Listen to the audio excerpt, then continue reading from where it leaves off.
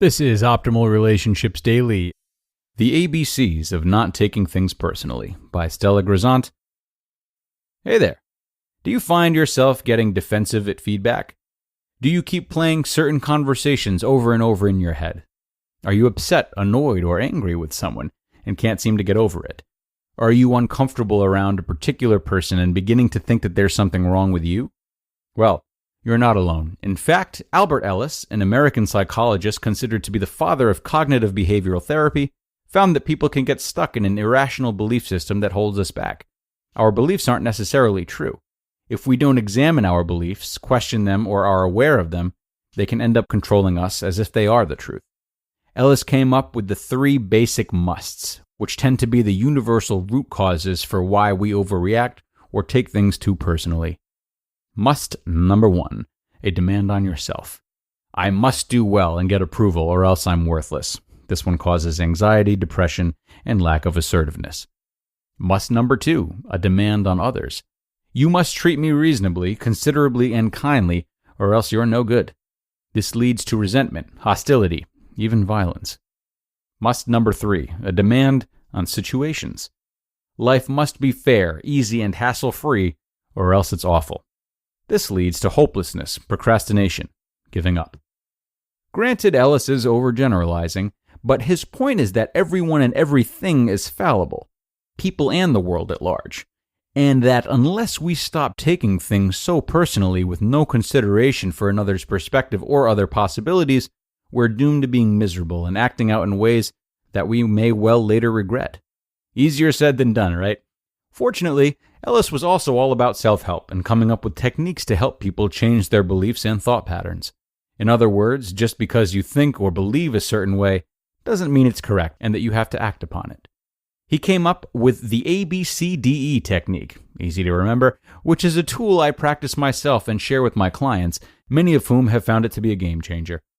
A. Identify the activating event.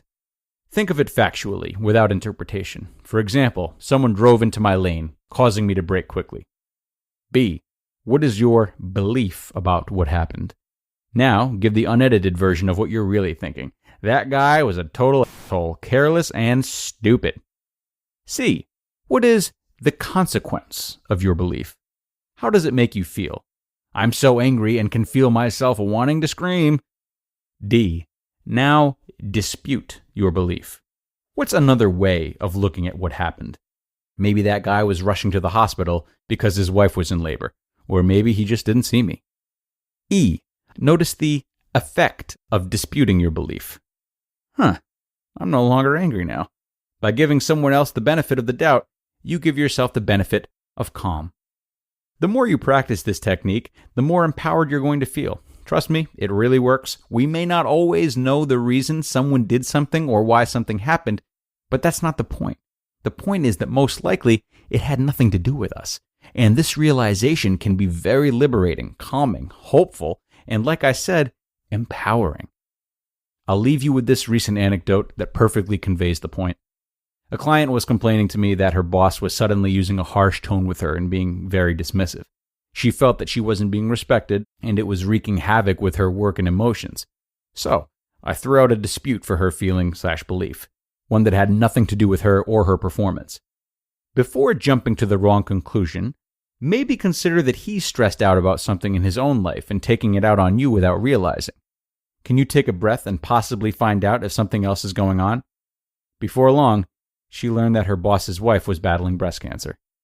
Moral of the story: we don't always know what's going on with other people, nor can we control everything. The one thing we can control is how we feel, and ultimately respond. I'd love to know if you try practicing this technique and how it works for you. Keep me posted, okay?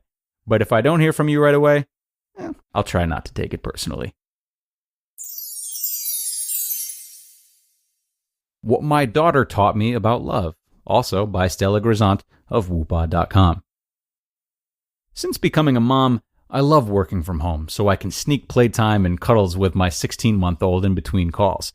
It never ceases to make me feel incredible when I walk out of my office and see the sheer glee on her face at seeing me. She claps her hands and runs into my arms. There is nothing better than that. Every night, my husband and I reflect on the sweet moments we've each had with Lenore, and I shared with him how her greeting me absolutely overwhelms me with joy. And that's when I realized, why don't I do that? I mean, I absolutely adore my husband and am beyond grateful to have him in my life. But when he comes home, I give him a hello and a kiss, usually rushed because I'm preoccupied with getting dinner finished or started, and whatever else I'm thinking about.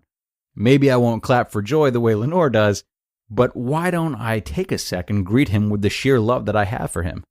According to researchers Ed Diner and Sonia Lubomirsky, our relationships are the biggest predictors of our happiness, above and beyond our health, our success, even our wealth.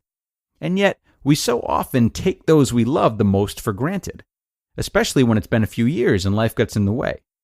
So I am now taking a cue from the wisest one in our family, our 16-month-old daughter Lenore, and choosing to revel in the presence of those I most care about. What about you? Does this sound familiar? If yes, can you think of better ways to express your love and appreciation for those you cherish most? How might you be more purposeful in the time you have with these special people? Showing you love, Stella.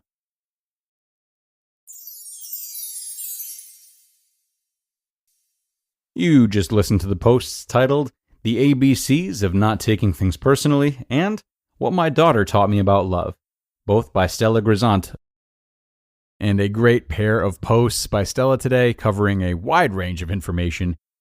Controlling and being mindful of how we respond to circumstances definitely gives us more of an ability to maintain a sense of control within ourselves, no matter what others say or appear to be doing. Now, surely it can be difficult to retain this sense of composure all the time, as the many variables of different circumstances stand to trigger us in certain ways, but some great guidelines set out here by Stella nonetheless. And also remember that according to several different studies, successful relationships appear to be the biggest predictor of our overall happiness. So make sure that you show your love and appreciation to those you care about the most. Some nice gentle reminders to end with today, everybody. And with that, we're going to wrap up now. I appreciate your listening as always, and I hope you like this two-post structure when it does come up. Wishing you a great rest of your day, and I'll look forward to seeing you back here tomorrow for the Wednesday show, where your optimal life awaits.